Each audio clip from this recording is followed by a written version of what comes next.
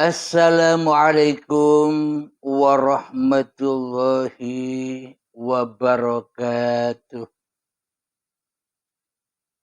Bismillahirrahmanirrahim. Ashhadu an la ilaha illallah wa ashhadu anna Muhammadar Rasulullah. Allahumma salli ala sayyidina Muhammad wa ala ali sayyidina Muhammad. Rabbis rahli sadri wa yassirli amri wahlul 'uqdatam min lisani yafqahu qawli. Amin. Bismillahirrahmanirrahim. Salam hormatku, salam santunku, salam takzimku buat para sahabat-sahabatku tercinta dimanapun Anda berada, baik yang ada di dalam ataupun yang di luar negeri. Semoga kita semua selalu di dalam lindungan Allah Subhanahu wa ta'ala, selalu di dalam kesehatan, selalu di dalam kecukupan, dan selalu di dalam kebebasan dan kebahagiaan di sisi Allah Subhanahu wa ta'ala. Amin ya rabbal alamin. Sebelum kita mulai kajian pagi ini, marilah kita bersama gemahkan di dalam nyawa, gemahkan di dalam jiwa, gemahkan di dalam hati, gemahkan di dalam roh, gemahkan di dalam hidup yang selama ini kita aku sebagai hidup kita, supaya bisa kembali lepas terbang kepada uripe Allah. Subhanallah walhamdulillah wa la ilaha illallah wallahu akbar wa la hawla wa la quwwata illa billahil aliyyil azim. Alhamdulillahi rabbil alamin. Di pagi yang indah ini kita akan mengambil tema sesungguhnya kematian itu adalah pintu keselamatan, pintu keabadian, pintu surga. Jadi kebanyakan manusia takut mati, berarti ya takut selamat. Mayoritas manusia takut mati, berarti ya takut masuk surga. Kebanyakan manusia takut mati, berarti ya takut tidak jadi Tuhan lagi. Kebanyakan mayoritas manusia takut mati, berarti tidak mau jumpa dengan sang kekasihnya. Alhamdulillahirabbil alamin. Jadi yang dimaksud di sini mati itu bukan mati-matinya secara zahir. Jadi mati secara zahir itu pun juga bukan urusan kita. Akan tetapi yang dikaji di dalam uripe Allah ini, yakni mati secara batiniah, secara hati. Yakni antal maut qoblal maut, matikan dirimu sebelum kau dimatikan. Maknanya selamatkan dirimu sebelum datang kematian. Raihlah dulu husnul khotimah, sebelum kematian itu datang. Ini maknanya. Alhamdulillahirabbil alamin. Kematian itu adalah pintu keselamatan. Jadi selama ini di dunia ini kita merasa diri kita yang hidup. Kita merasa diri kita yang wujud. Kita, diri kita yang merasa yang berkuasa atas kehidupan ini dan atas badan ciptaan kita ini. Jadi meskipun katanya ciptaan Allah, tapi badan-badan ini realita dan aplikasi di dalam hati kita selama ini bukan ciptaan Allah. Tapi ciptaan diri kita sendiri selama ini. Meskipun kita mengaku badanku ini ciptaan Allah, hidupku ini ciptaan Allah. Tapi realita yang berlaku di dalam hati kita seolah-olah kitalah yang menciptakan hidup dan badan ini selama ini. Jadi beragamanya hanyalah dusta belaka. Jadi beragamanya hanyalah bertuhannya hanyalah dusta-dusta belaka.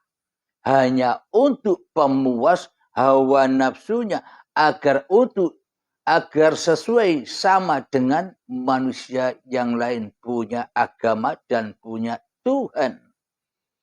Akan tetapi sejatinya, hakikatnya di dalam hati kita tak ada Tuhan daripada kita sendiri. Tak ada yang menciptakan kecuali diri kita sendiri. Tak ada yang punya kehendak dan punya kasih sayang kecuali diri kita sendiri selama ini. Alhamdulillahirabbil alamin. Jadi sesungguhnya kita selama ini tak bertuhan. Kita selama ini tak punya Tuhan. Kita selama ini bukan ciptaan Tuhan. Kita selama ini bukan buatan Tuhan. Apa maknanya? Kalau kita ini ciptaan Tuhan, kalau kita ini buatan Tuhan, bila kita ini madein Tuhan, maka sesungguhnya yang ada bukan kita. Yang wujud bukan kita. Yang hidup bukan kita. Yang berkuasa bukan kita di hati kita. Tentunya kan demikian. Bila nyata-nyata kita ini madein Tuhan. Madein Allah. Madein sang pencipta diri manusia kita. Itulah bukti-bukti yang sangat real dan nyata logika bisa diterima oleh setiap hati manusia. Karena kitab sucinya manusia ya pada masing-masing diri manusianya. Pada sejarah dirinya sendiri. Dulu saya 50 tahun yang lalu ada di mana? Saya pun tidak tahu kalau ditanya. Ada di mana saya 50 tahun yang lalu? Saya tidak tahu. Itulah buktinya bahwa saya ini hakikatnya, sejatinya gaib, sejatinya tak ada, sejatinya hanyalah diciptakan serta diperankan Tuhannya. Inilah kesadaran yang wajib kita tafakuri, kita resapi, kita hayati. Agar apa? Agar kita mudah berpulang kepada Allah. Agar kita mudah merelakan. Agar kita mudah meridhokan bahwa hidup dan badan ini bukan hak mutlak milik diri kita. Tapi miliknya Rabbul Alamin. Alhamdulillahirabbil alamin. Jadi selama ini kita lebih cinta, lebih memilih, lebih gandrung, lebih kasih sayang terhadap hidup kita sendiri daripada uripe Allah. Kita lebih cinta kepada hawa nafsu kita sendiri daripada cinta kepada yang menciptakan hawa nafsu kita, yakni Allah. Kita salah pandang dan salah fokus selama ini. Kita hanya memandang ciptaannya. Kita hanya menyembah ciptaannya. Kita hanya memaha akbarkan ciptaannya. Sementara yang menciptakan kita geser, kita tiadakan. Sementara yang menciptakan kita hancurkan di hati kita. Kita babak belurkan Tuhan di hati kita sendiri. Tuhan dibabak belurkan oleh hawa nafsu kita sendiri selama ini. Realitanya kan demikian, sobat. Jadi seolah-olah kita tidak mau dituhani oleh Tuhan. Kita jadi Tuhan sendiri. Alhamdulillahirabbil alamin. Itulah bukti-bukti yang sangat jelas dan nyata. Hakul mubin. Keadaan-keadaan di hati kita selama ini. Lalu bagaimana mungkin kita dikatakan bertuhan dan kita melakukan perintah-perintah Tuhan, yakni seperti ke gereja, ke wihara, ke tempat ibadah-ibadah yang lain, yang muslim ke masjid, sholat 5 waktu, zakat, puasa, haji. Bagaimana mungkin kita bisa melaksanakan semua perintah-perintah masing-masing agama yang diperlu oleh manusia? Sementara manusianya tak beragama dan tak bertuhan di hatinya. Ya semuanya tentunya batal, tidak nyambung kepada Tuhan yang telah dipertuhankannya. Kenapa? Karena salah di dalam memilih Tuhan. Sebenarnya Tuhan itu yang menciptakan diri kita, kita kok memilih jadi Tuhan selama ini. Inilah kehancuran. Meskipun kelihatannya kita melakukan aktivitas-aktivitas di dalam keberibadatan secara agama masing-masing, tapi sejatinya isinya nol besar. Bahkan isinya hanyalah api-api doang. Api-api apa? Api-api neraka. Api-api hati yang merasa bahwa agamaku lebih baik dari agama yang lain. Api yang ada di hati kita, Tuhanku lebih unggul dari Tuhannya agama-agama yang lain. Inilah yang mengakibatkan bahwa kita selama ini salah di dalam bertuhan. Tuhannya Tuhan hawa nafsu yang dipertuhankan. Ya akhirnya terpisah-pisah. Sama manusianya akhirnya tak bisa ahad. Tak bisa saling menghormati. Tak bisa saling menyayangi. Kenapa? Karena beda Tuhan dan beda agama. Inilah karena yang kita ikuti selama ini adalah agamanya manusia, agamanya hawa nafsu, ya penuh resiko tantangan dan tantangan. Kita selalu dibakar terus di dalam agama itu sendiri. Kenapa? Karena bukan agama Tuhan yang menciptakan kita, yang kita masuki. Karena bukan agama Tuhan yang membuat kita, yang kita ikuti. Karena bukan agama Tuhan yang menggerakkan, menghidupkan kita selama ini. Ya kita akhirnya masuk di dalam belenggu-belenggu Jahannam. Belenggu-belenggu yang panas. Belenggu-belenggu yang membakar hati. Imbasnya di dalamnya banyak ketakutan dan ketakutan. Ditakut-takuti dengan dosa. Ditakut-takuti dengan neraka. Ditakut-takuti dengan perbuatan-perbuatan yang tidak baik. Kenapa? Karena di dalamnya kita selama ini beragamakan kepada agama awake dhewe, agama keateisane dhewe. Kenapa? Karena ora ono pangeran ning jero dodone kejaba awake dhewe. Tidak ada Tuhan di dada kita selama ini kecuali kita sendiri yang maha akbar, yang maha mulia, yang maha agung, yang maha azim, yang maha puji, yaitu hawa nafsu kita sendiri selama ini yang menduduki kedudukan singgasana Tuhan di dalam dada kita. Sehingga kita tidak menerima Tuhan-Tuhan selain diri kita sendiri. Sehingga kita tidak rela dan tidak ridho bila keadaan-keadaan yang tidak kita inginkan ini dari Tuhan yang menciptakan diri kita.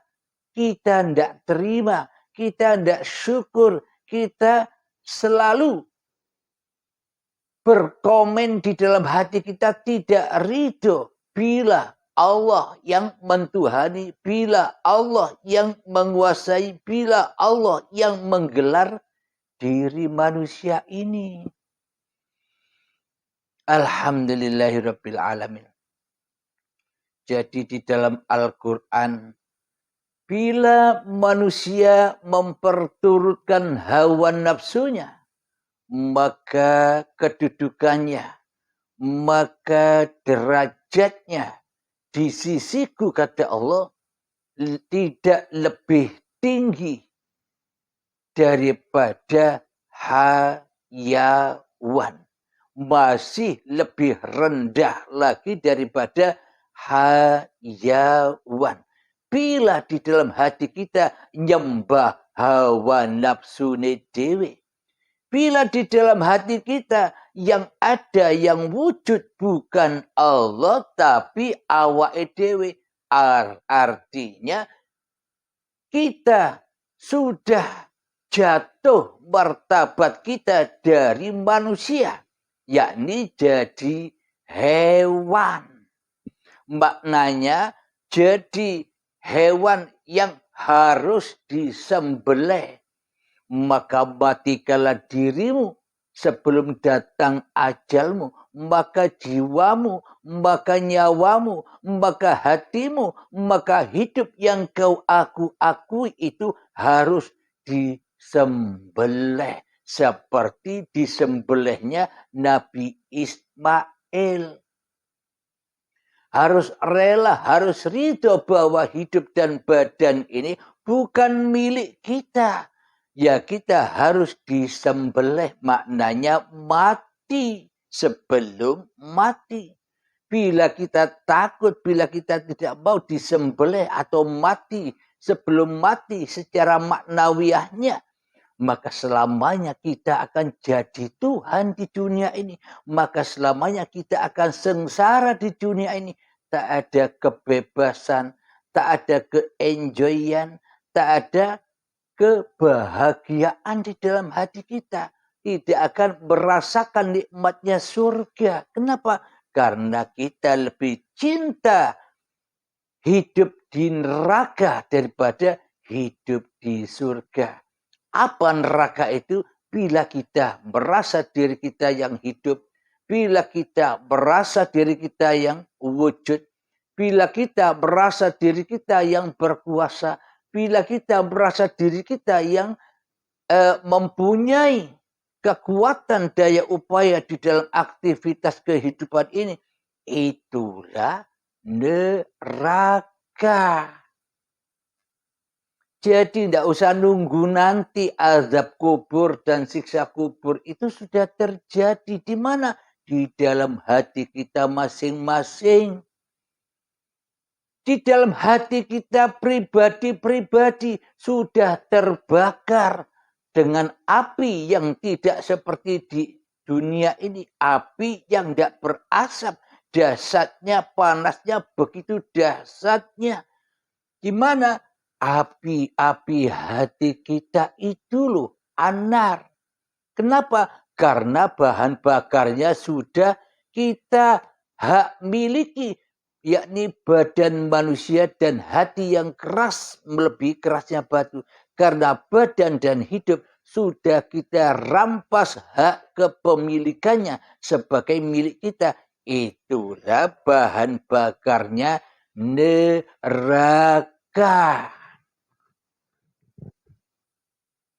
Permisi sahabat ya.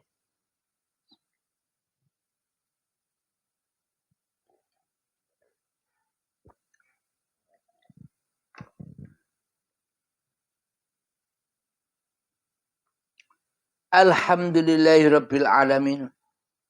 Yang di Facebook, semoga suaranya bisa didengar ya yang di Facebook ya. Alhamdulillahirabbil alamin. Jadi untuk masuk surga itu apa? Harus mati dulu. Ya wajib mati. Bila kita tak mau mati, ya kita tak akan pernah bertemu dengan keselamatan. Kita tak akan bisa bertemu dengan surga. Dan kita tak akan pernah bersemu dengan wajhullah.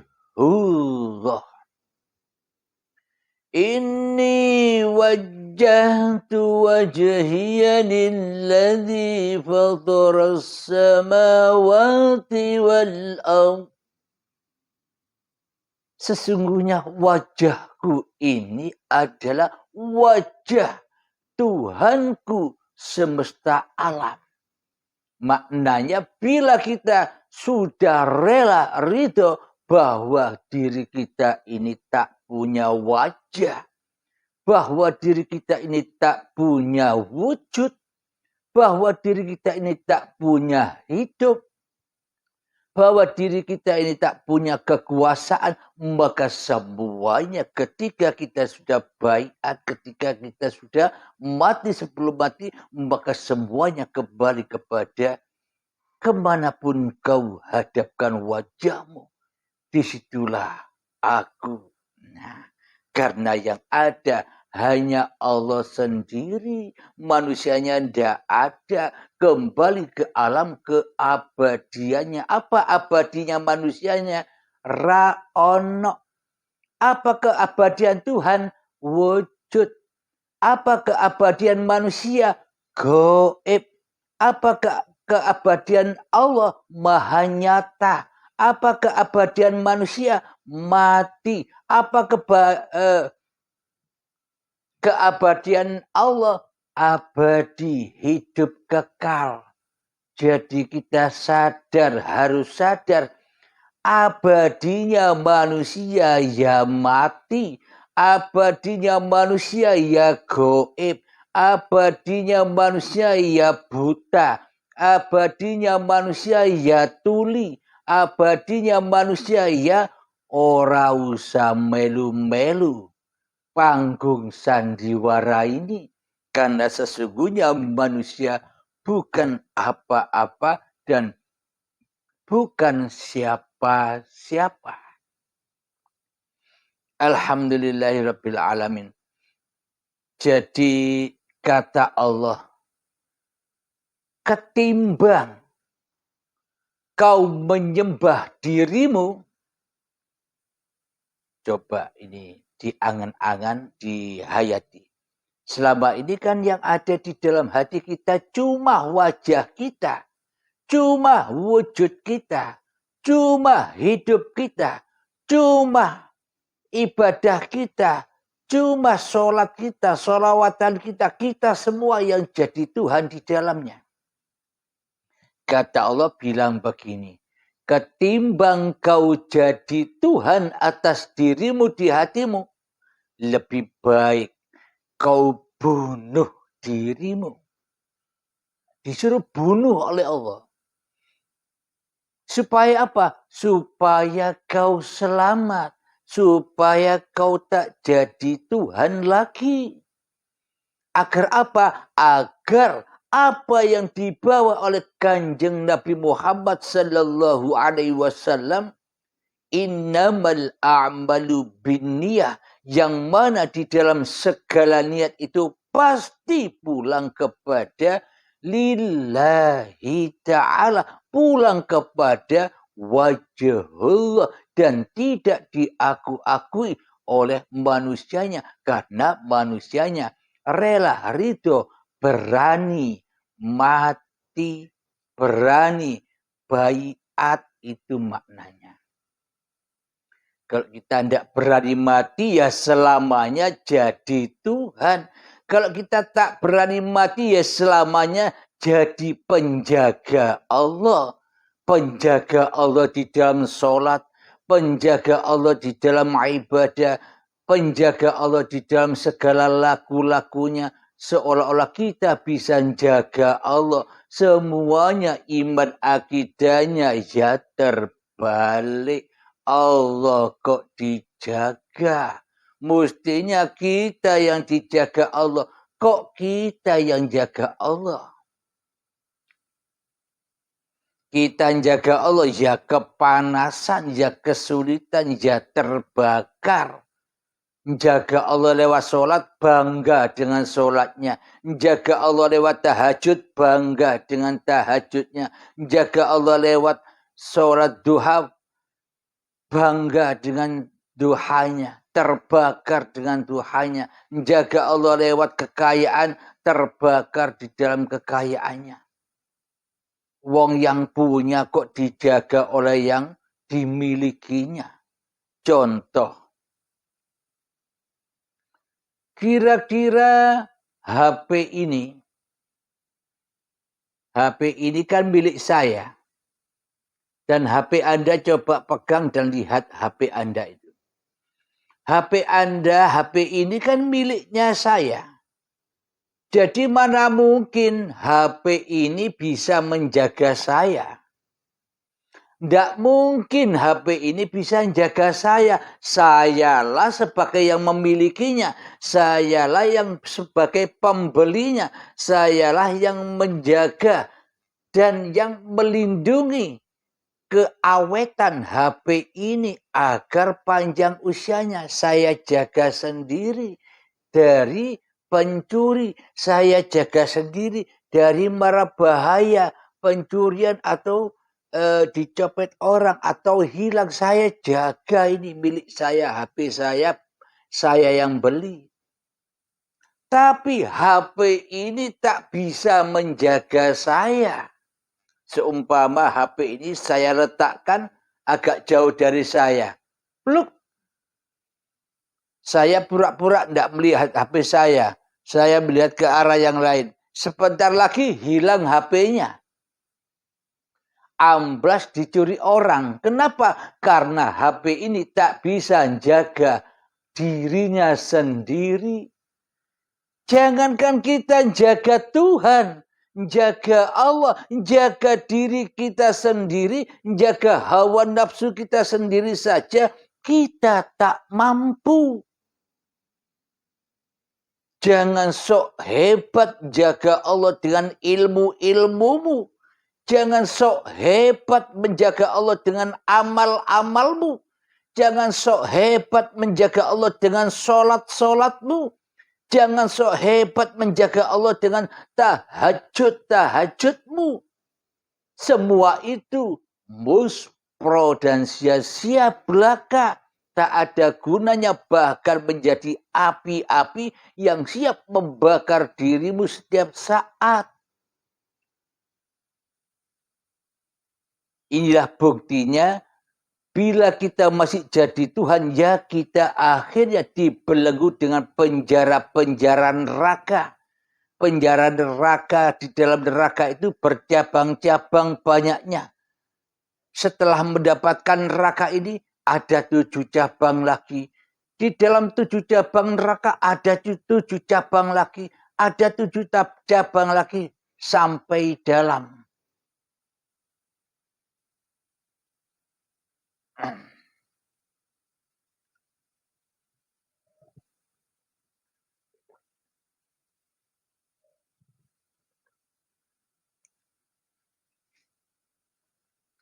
Alhamdulillahirabbil alamin.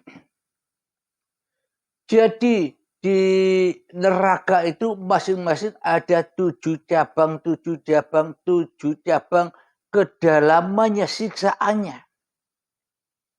Maknanya apa? Artinya apa? Aduh, kok lambat ini. Ya, mohon maaf ya, karena yang di Facebook sinyalnya kurang oke, jadi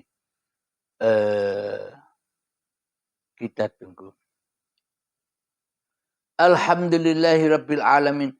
Contoh, kita memiliki HP contohnya.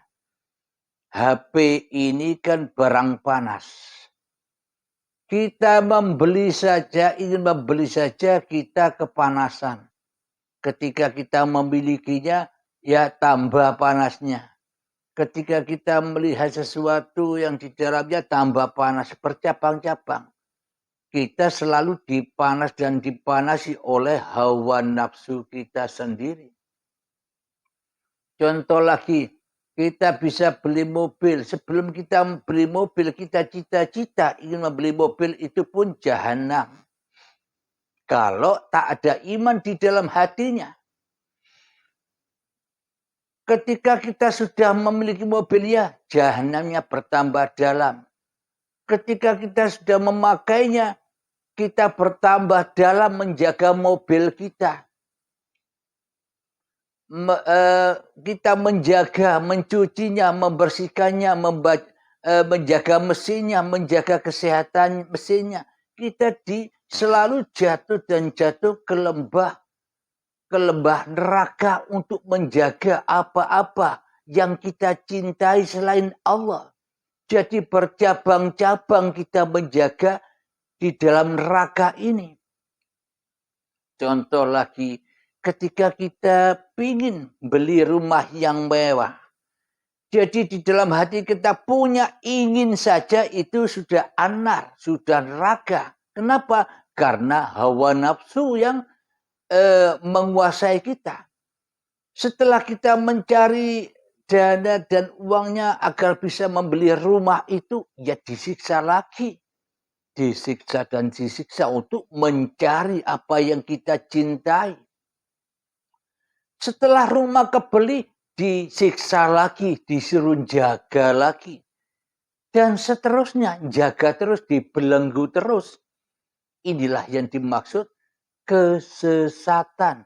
Inilah yang dimaksud anar, neraka sudah berlaku. Yang disiksa jiwanya, yang disiksa hatinya. Sehingga badannya ikut sakit. Jadi maknanya siksa neraka yang dibayang-bayangkan itu, di neraka itu ada orang memotong tangan-tangannya sendiri. Ada orang memotong lidahnya sendiri. Ada orang yang memotong kaki-kakinya sendiri. Ini bukan makna dohir. Kalau pengertian manusia ya tidak apa-apa dimaknai secara dohir. Karena manusia tidak mampu memaknai apa yang diberitakan Allah. Bila bukan Allah sendiri. Jadi maknanya ada orang yang tangannya dipotong-potong sendiri. Ada orang yang lidahnya dipotong-potong sendiri. Ada orang yang kakinya dipotong-potong sendiri. Itu makna sebenarnya adalah ketika kita di dunia ini masih jadi Tuhan, kerjaan kita, tangan kita selalu kotor. Kaki kita selalu kotor, dipotong-potong sendiri. ke masjidnya kotor, ibadahnya kotor, sholatnya kotor. Kenapa? Karena hatinya kotor. Itu maknanya siksa neraka itu. Alhamdulillahirabbil alamin. Jadi neraka surga sudah berlaku di dunia ini. Ketika masih ada langit dan bumi, masih ada. Tapi kalau manusianya sudah innalillahi wa inna ilaihi raji'un, kembalilah manusia kepada Tuhannya, selesailah tugas-tugas manusianya. Kalau setelah mati jasad dikubur di pekuburan secara zahir itu masih ada siksa lagi, berarti Allah bohong dong. Dengan kata-kata, bila ada musibah, bila ada orang mati, ucapkanlah inna lillahi wa inna ilaihi raji'un. Dari Allah kembali kepada Allah. Jika pemahaman kita selama ini, orang mati ada yang jadi hantu, orang mati ada yang disiksa kubur, orang mati ada yang sengsara di tanah, dijepit tanah. Bila masih ada acara demikian berarti Allah bohong dengan ayatnya. Inna lillahi wa inna ilaihi raji'un. Berarti manusianya kan belum kembali pulang kepada Allah. Masih ada acara lain, reuni di dalam tanah. Masih ada siksa, ada nikmat di dalam tanah. Lapang kuburannya, sempit kuburannya. Bukan kuburan itu yang dimaksud. Kuburan yang lapang, kuburan yang sempit itu hatimu ketika kau hidup saat ini. Hatimu lapang apa sempit? Bila di dalam hati kita, kita yang jadi Tuhannya, ya sempit terus, miskin terus, kurang terus. Bila di dalam hati kita ini sudah menggapai pintu kematian, pintu baiat yang ketemu dengan uripe Allah, maka luaslah hatimu, kayalah hatimu, wis ora ingin, wis ora kepingin, opo itulah al-ghani, itulah hakikat kekayaan, karena sudah ndak ingin apa-apa lagi. Tapi Allah lebih tahu apa yang kita inginkan daripada kita sendiri. Alhamdulillahirabbil alamin. Mari kita buka sesuai dengan tema kematian adalah pintu keselamatan. Bismillah. Mari kita buka ayatnya. Apa buktinya? Bahwa kematian itu keselamatan. Kematian yang apa? Ya semua kematian. Semua kematian. Jadi orang yang mati, yang mendahului kita itu ya sudah selamat semua. Kenapa? Karena sudah tidak jadi Tuhan lagi. Itulah yang dikatakan selamat. Itulah yang dikatakan surga. Masa orang mati bisa ngaku-ngaku, ini hidupku, ini badanku, ini kerjaku, ini hartaku. Apa bisa orang mati bisa ngaku-ngaku begitu? Kalau bukan kita yang bisa ngaku-ngaku begitu selama ini, iya enggak? Nah. Alhamdulillahirabbil alamin. Jadi di surat Al-Baqarah ayat yang ke-54.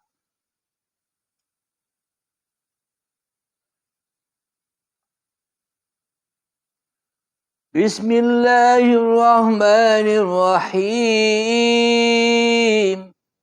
وَإِذْ قَالَ مُوسَى لِقَوْمِهِ يَا قَوْمِ إِنَّكُمْ ظَلَمْتُمْ أَنفُسَكُمْ بِاتِّخَاذِكُمُ الْعِجْلَ فَتُوبُوا إِلَى بَارِئِكُمْ فَاقْتُلُوا أَنفُسَكُمْ ذَلِكُمْ خَيْرٌ لَكُمْ عِنْدَ بَارِئِكُمْ فَتَابَ عَلَيْكُمْ Innahu huwat tawwabur rahim. Yang artinya, dan ingatlah ketika Musa berkata kepada kaumnya, wahai kaumku, kamu benar-benar telah menzolimi dirimu sendiri dengan menjadikan patung anak sapi sebagai sesembahanmu. Karena itu bertaubatlah kepada penciptamu dan bunuhlah dirimu. Itu lebih baik bagimu di sisi penciptamu. Dia akan menerima taubatmu. Sungguh dialah yang maha penerima taubat dan maha penyayang. Subhanallah. Jadi jelaslah paparan yang ada di dalam uripi Allah selama ini. Semuanya sudah Al-Quran semua isinya. Inilah bukti bahwa ketika manusia masih terbelenggu dengan hawa nafsunya, itulah lembu-lembu atau patung-patung anak sapi. Hatinya jadi sapi, hatinya jadi lembu. Ya harus disembelih, harus dibaiat agar selamat, harus dibunuh. Bunuhlah dirimu, katanya Nabi Musa. Bunuhlah dirimu, itu lebih baik di sisi Tuhanmu yang telah menciptakan kamu. Karena dengan kau bunuh dirimu, maka kau tidak jadi Tuhan lagi atas dirimu. Kecuali dituhani oleh Allah sebagai Tuhan yang menciptakan kamu. Alhamdulillahirabbil alamin. Jadi jelaslah, maka bila kita ingin selamat, maka bunuhlah dirimu. Nah, contohnya bagaimana prakteknya? Aplikasinya bagaimana? Contoh yang ringan-ringan saja yang perlu kita latih. Ketika saat kita duduk begini, maka diamkanlah hatimu, masuklah ke dalam dirimu, hayati peranmu, dan coba pasrahkan semuanya kepada Tuhanmu yang menciptakan kamu. Bahwa sesungguhnya hidup ini bukan hidupku. Bahwa badan ini bukan badanku. Bahwa semua pergerakan aktivitas-aktivitas yang kulakukan semuanya bukanlah kuasa dari aktivitas diriku sendiri.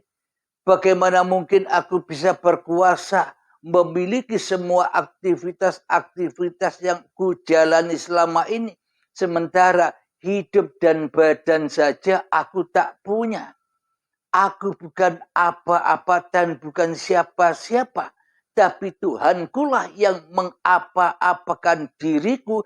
Dan Tuhankulah yang mensiapa-siapakan diriku. Jangan kebalik. Dikira Allah tidak bisa apa-apa, yang bisa manusianya. Ya kebalik, maknanya manusianya jadi lembu, lebih rendah daripada hayawan. Maka ya disiksa terus. Karena apa? Karena tidak rela, tidak ridho bila manusianya bukan Tuhan di hatinya. Allahnya, Tuhannya ditiadakan. Allahnya, Tuhannya digoibkan. Lalu ketika Allah tidak ada bagi dirinya di hatinya. Lalu bila Allah goib bagi dirinya di hatinya. Terus sholatnya nyembah apa? Ibadahnya nyembah apa? Sholawatannya nyembah apa? Tahajudnya nyembah apa? Ngajinya nyembah apa? Kan tidak masuk akal itu semua. Allahnya ditiadakan. Allahnya digoibkan. Terus nyembah-nyembah apa? Berarti yang disembah berhalai dewe. Nyembah anak sapi Tina nyembah patung, nyembah berhala dirinya sendiri. Wong Allahnya ndak ada kok sholat. Wong Allahnya goib kok ibadah. Berarti yang disembahkan hawa nafsunya dewe-dewe. Alhamdulillahirabbil alamin. Semoga saya pribadi dan semoga kita semua para jamaah uripi Allah dimanapun Anda berada, semoga saya dan kita semua senantiasa selalu dan selalu dijaga oleh uripi Allah. Jangan ngaku-ngaku bahwa hidup ini hidupku. Jangan ngaku-ngaku bahwa ini badanku, ini babakan hati, simpan di hatimu sendiri-sendiri. Jangan diunggah, jangan disampaikan kepada orang lain yang bukan makomnya, yang bukan fahamnya. Nanti dikira Anda ini stres, dikira Anda gila. Kenapa? Karena dalam isi hati Anda tidak sama dengan orang lain. Orang lain sementara yang jadi Tuhan dirinya, sementara Anda berusaha untuk tidak jadi Tuhan lagi di dalam hati Anda. Maka dari itu ketika Anda berlatih dan berlatih untuk merealisasikan apa yang sudah dipaparkan di uripi Allah, ya banyak diam saja. Sudah tidak usah menilai orang lain, nilailah dirimu sendiri, masuklah ke dalam dirimu. Jangan kau masuk ke rumah orang lain agar kau tak terbakar lagi. Alhamdulillahirabbil alamin. Sebelum kita akhiri kajian di pagi ini, marilah kita gembahkan sholawat dari min daf'ul bala. Allahumma sholli ala sayyidina Muhammad wa ashghili zalimin bil zalimin. Allahumma sholli ala sayyidina Muhammad wa ashghili zalimin bil zalimin wa akhrijna min bainihim salimin wa ala alihi wa sahbihi ajma'in. Bismillahirrahmanirrahim. Alhamdulillahirabbil alamin. Allahumma ya qadiyal hajat, Allahumma ya mujibat da'awat, Allahumma ya rafi'ad darajat, Allahumma ya muhillal muskilat, Allahumma ya syafiyal amrad, Allahumma ya kafiyal muhimmat, Allahumma ya dafi'al baliyat, Allahumma khtim lana bil iman, Allahumma khtim lana bil islam. Rabbana atina fid dunya hasanah wa fil akhirati hasanah wa qina adzabannar. Walhamdulillahi rabbil alamin. Assalamualaikum warahmatullahi wabarakatuh.